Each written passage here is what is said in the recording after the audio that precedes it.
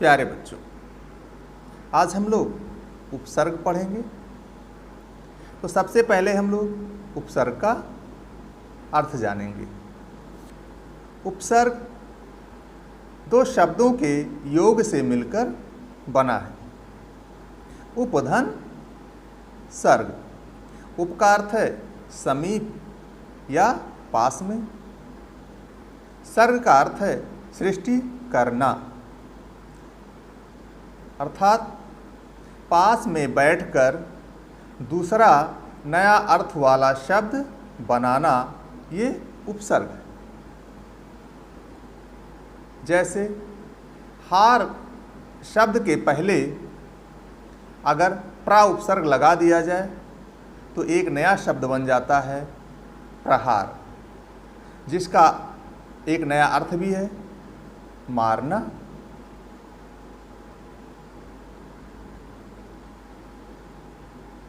अब हम लोग उपसर्ग की परिभाषा के बारे में जानेंगे कि उपसर्ग किसे कहते हैं।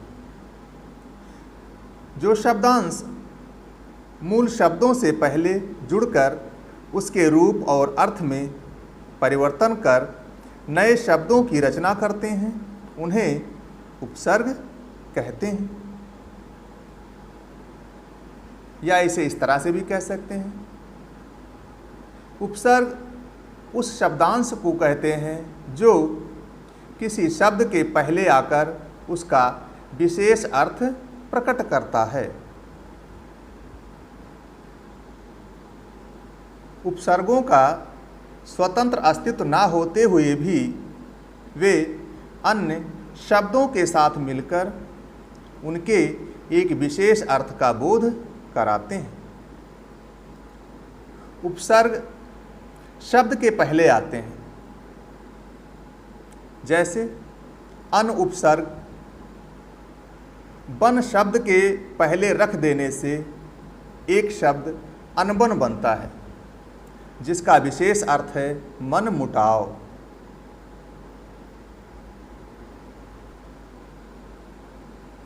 उपसर्गों के प्रयोग से शब्दों की तीन स्थितियां होती हैं। पहला, शब्द के अर्थ में एक नई विशेषता आती है। दूसरा, शब्द के अर्थ में प्रतिकूलता उत्पन्न होती है। और तीसरा है, शब्द के अर्थ में कोई विशेष अंतर नहीं आता है।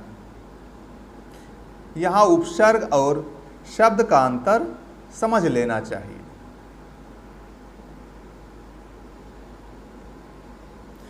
शब्द अक्षरों का एक समूह है जो अपने में स्वतंत्र है, अपना अर्थ रखता है और वाक्यों में स्वतंत्रता पूर्वक प्रयुक्त होता है। लेकिन उपसर्ग अक्षरों का समूह होते हुए भी स्वतंत्र नहीं है और ना स्वतंत्र रूप से उसका प्रयोग ही होता है। जब तक किसी शब्द के साथ उपसर्ग की संगत नहीं बैठती है, तब तक उपसर्ग अर्थवान नहीं होता है। उपसर्ग केवल अन्य शब्दों के साथ मिलकर ही शब्द रचना में सहयोग करते हैं। इनका स्वतंत्र रूप में भाषा में प्रयोग नहीं किया जाता है।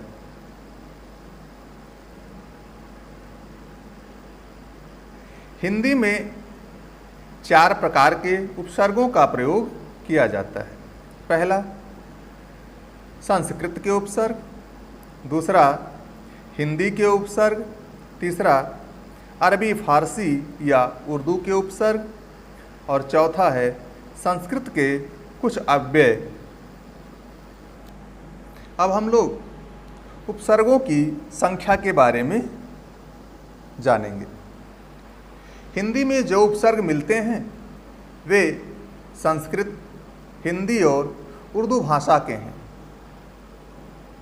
इन भाषाओं से प्राप्त उपसर्गों की संख्या निश्चित की गई है।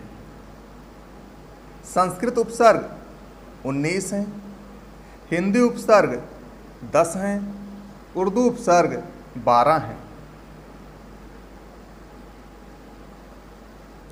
अब हम लोग सबसे पहले संस्कृत के उपसर्ग के बारे में जानेंगे।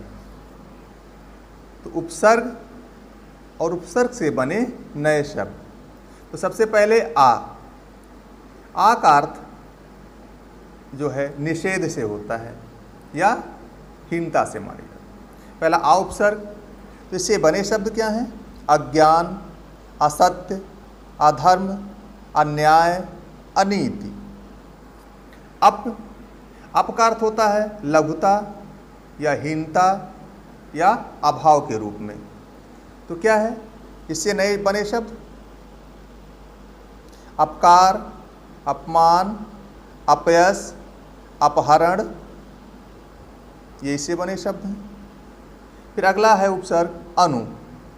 अनुपसर्ग का जो अर्थ है वो है क्रम या पश्चात या समानता के रूप में भी इसे लेते हैं।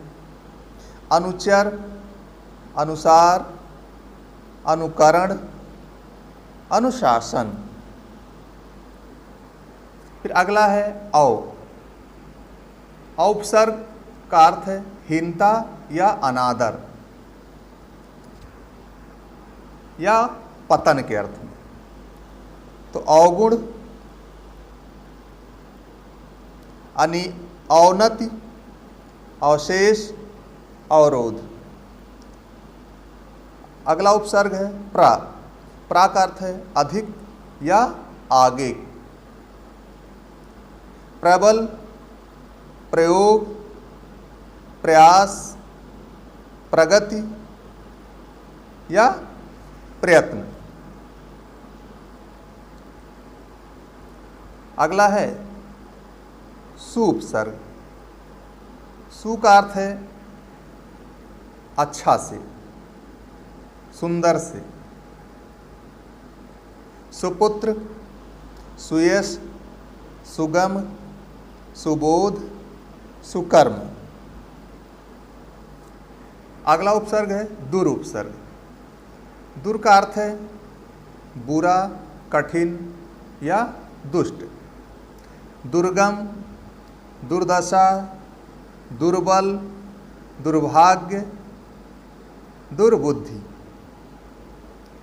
अगला उपसर्ग है वी। वी का अर्थ है भिन्नता से या हीनता से या विशेषता से भी होता है। इससे बने नए शब्द विभाग, विज्ञान, विवाद, वियोग, विमुख। तो ये तो रहे संस्कृत के उपसर्ग। अब हम लोग हिंदी उपसर्ग के बारे में जानेंगे। उपसर्ग और इससे बने नए शब्द। तो पहला उपसर्ग है हिंदी का आ उपसर्ग। आ का अर्थ है निषेध के रूप में। इससे बने शब्द अकाल, अमर, अचेत, अछूत। दूसरा है अनुपसर्ग। इसका भी अर्थ जो है निषेध के रूप में ही लिया जाता है।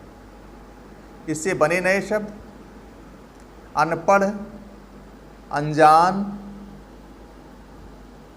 अनदेखा, अनहोनी। अगला है अध। अध का अर्थ है आधे के अर्थ में।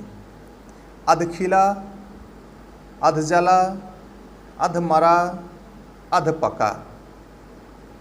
अगला उपसर्ग है उन उपसर्ग। इसका अर्थ है एक कम। इससे बने नए शब्द 59, 29, 49, 79। अगला उपसर्ग है कु। कु का अर्थ है बुरा या हीनता या बुराई। तो इससे बने नए शब्द कुढंग, कुसंग, कुचाल, कुमति। अगला उपसर्ग है सु। सु का अर्थ है अच्छा या सुंदर। सुपुत्र, सुयश, सुगम, सुबोध, सुकर्म। चौ। चौ का अर्थ जो है चार से होता है, तो चौराहा, चौमासा, चौकन्ना, चौपाई। अगला शब्द है जो उपसर्ग है वो नि उपसर्ग। नि का अर्थ निषेध या अभाव से होता है।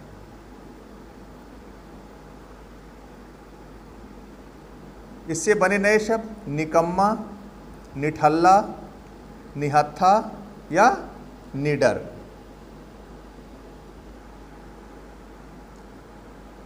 अब हम लोग अरबी फारसी या उर्दू के उपसर्ग के बारे में जानेंगे।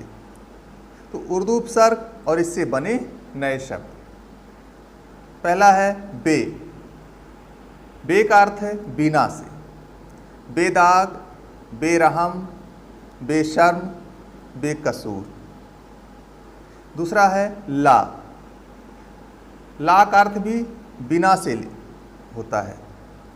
लाइलाज, लाजवाब, लापरवाह, लापता। अगला है बद उपसर्ग। बद का अर्थ बुरा से। इससे बने नए शब्द बदनाम, बदकिस्मत, बदसूरत, बदबू। अब अगला है गैर। गैर शब्द का अर्थ भी निषेध से लिया जाता है। इससे बने नए शब्द गैर हाजिर, गैर कानूनी, गैर जिम्मेदार। अगला उपसर्ग है खुश। इसका अर्थ श्रेष्ठता के अर्थ में, प्रसन्नता के अर्थ में। खुशकिस्मत, खुशबू, खुश नसीब, खुश दिल। अगला है ना उपसर्ग। ना का अर्थ अभाव के रूप में। नालायक, नासमझ, नाबालिग, नापसंद। फिर अगला उपसर्ग है कम। कम का अर्थ थोड़ा या हीन। तो कमज़ोर, कम अक्ल, कम उम्र, कम खर्च। फिर अगला है हम। हम का अर्थ बराबर या समान के रूप में। हम शक्ल, हम सफ़र, हम जोली, हम राज। तो ये तो रहे अरबी फारसी या उर्दू के उपसर्ग। अब हम लोग संस्कृत के कुछ अव्यय शब्दों के बारे में जानें।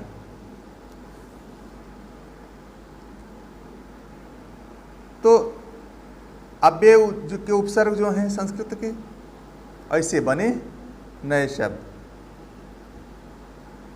सत। सत से बने नए शब्द सज्जन, सत्कार, सत्संग, सत्कर्म। अंतर। उपसर्ग से बने नए शब्द अंतर्राष्ट्रीय, अंतरात्मा, अंतःकरण। चिर।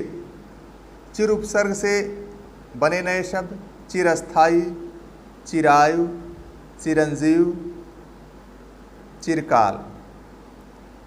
अब अगला है पुनः उपसर्ग।